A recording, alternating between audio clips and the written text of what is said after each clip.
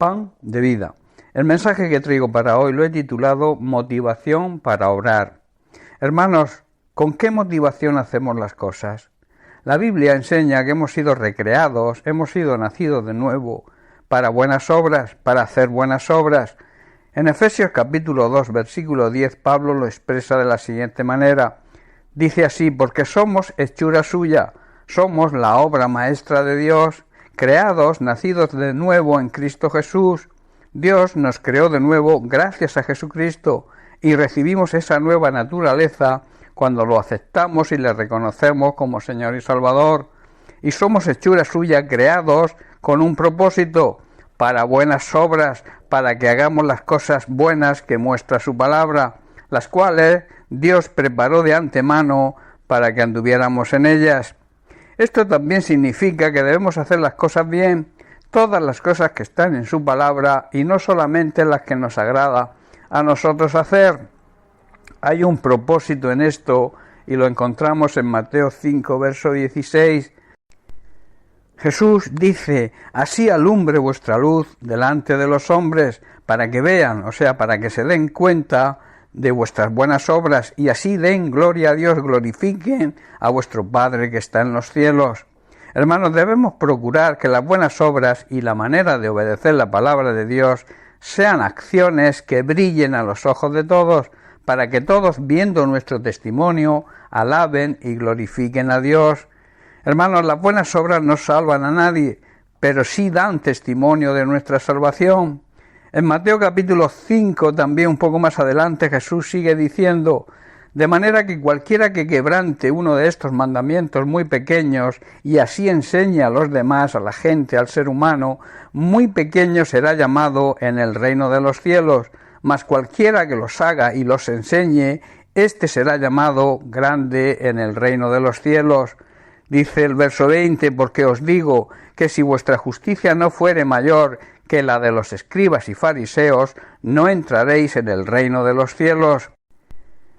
Jesús está diciendo, si no hacen caso al más insignificante mandamiento y les enseñan a los demás a hacer lo mismo, serán llamados los más insignificantes en el reino de los cielos.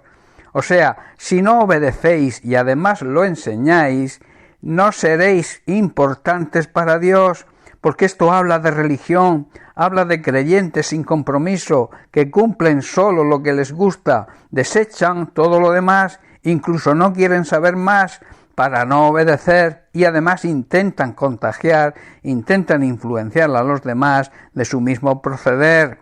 Pero luego añade Jesús, pero el que obedece las leyes de Dios y las enseña será llamado grande en el reino del cielo. Esto habla de aquellos que están pendientes y quieren saber cada día más de la palabra de Dios con el propósito de llevarla a la práctica y además enseñarla a los demás. Y luego Jesús hace una gran advertencia.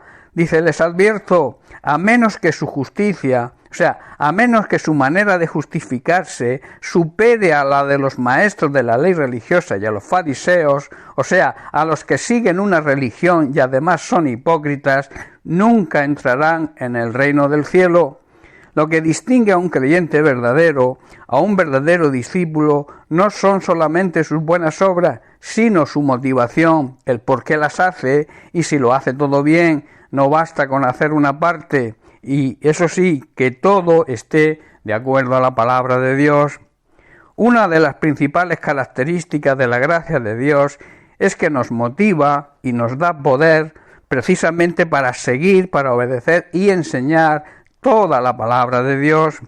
En 1 Corintios capítulo 15, verso 10, Pablo declara, pero por la gracia de Dios soy lo que soy, y su gracia no ha sido en vano, o sea, no ha sido ineficaz ni inútil para conmigo. Antes he trabajado más que todos ellos, pero no yo, sino la gracia de Dios conmigo. Y en 2 de Tesalonicenses capítulo 1, versículo 12, Pablo también dice, para que el nombre de nuestro Señor Jesucristo sea glorificado en vosotros. Está diciendo que Jesús será honrado por la vida que llevéis, una vida de total obediencia, y entonces añade, vosotros en Él, que quiere decir, y así vosotros también recibiréis honra de Él, porque Dios honra a quienes le honran a Él, por la gracia de nuestro Dios y del Señor Jesucristo. Pablo nos está motivando a hacer todo lo correcto. Nuestra motivación, por tanto, debe ser que Dios no tenga que reprocharnos nada.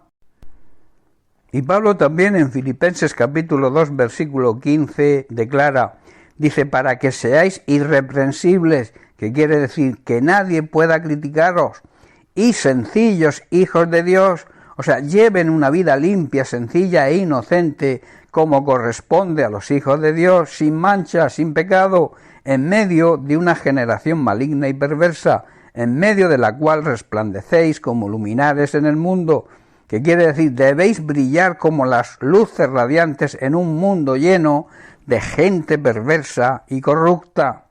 Jesucristo, su palabra, no nos marca reglas, no nos impone preceptos. Esto es lo que hace la religión. Jesucristo imparte enseñanzas que debemos aprender y obedecer para nuestro propio bien. Hermanos, nadie se vuelve irreprensible obedeciendo o siguiendo una religión. Uno se vuelve irreprensible obedeciendo las enseñanzas de Jesucristo, obedeciendo su palabra.